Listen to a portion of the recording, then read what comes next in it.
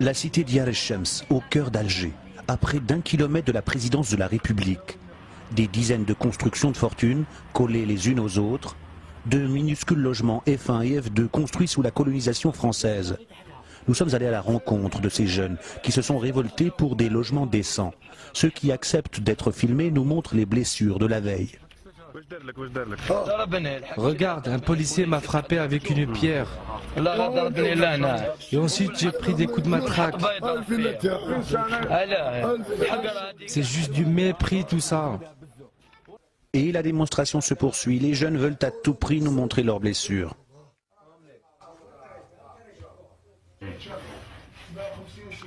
Regarde, la police m'a frappé avec des pierres. J'ai le doigt cassé.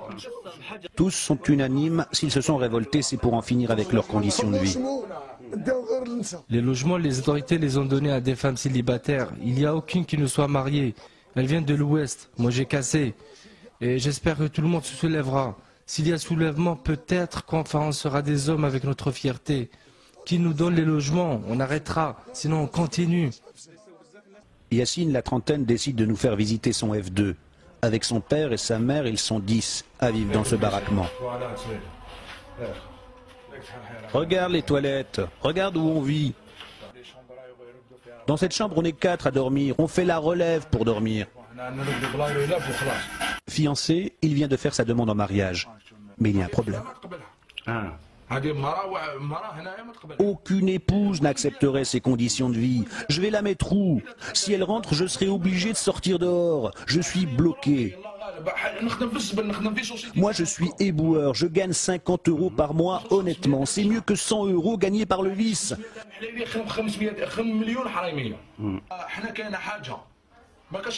Il y a une chose, rien ne nous arrêtera à part les balles. S'il veut me mettre en prison, qu'il le fasse. Ici, on est des morts vivants. Madame Mouzaï estime qu'elle n'est pas la plus à plaindre. Il y aurait, selon elle, des cas plus extrêmes dans la cité. Ici à Diyar el-Shams, il y a des personnes qui vivent dans un F1, une pièce et une cuisine.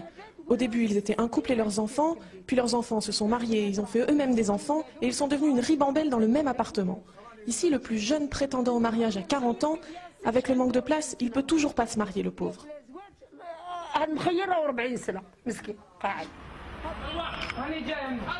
Nassim, la vingtaine, nous fait visiter les ruelles exiguës de la cité.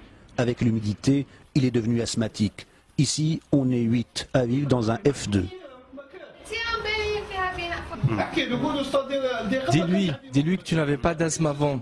La cause de ton asthme, c'est qu'ici, c'est exigu. Il n'y a pas où ranger, il n'y a pas où dormir, le soleil ne rentre pas. Viens voir ce soir. Tu vas te dire que c'est impossible qu'il y ait des gens qui puissent vivre ici. 1500 familles vivent à Diyar el-Shams. En face du bidonville, des bâtiments ultramodernes. Un contraste que devront gérer les autorités pour éviter l'embrasement de la situation.